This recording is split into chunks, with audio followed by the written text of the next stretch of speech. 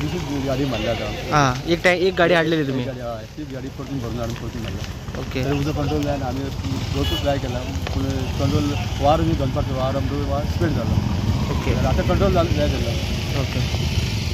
म्हणजे चढसे काजी झाडा बिन गेलेले आता. काजी झाडा गेला. ओके. काजी झाडा गेला. यस. नमस्कार, मी आहे कोरगाव इथे आहे आणि इथे काजूचे पीक जे आता उत्पन्न मिळणार होतं त्या इथे कोणीतरी अज्ञात व्यक्तीने आग लावल्यामुळे पूर्ण जे डोंगर आहे जाळून खाक झाली आणि भरपूर नुकसान सध्या आपल्याला पाहायला मिळते. सध्या इथे 1:30 वाजता अग्निशामक दलांना कॉल आल्यानंतर ते इथे पोचले आणि बऱ्याचशा जे काजूचे झाडे जी आग लागली होती ती आग विझवण्याचं ते प्रयत्न केलेले आहेत.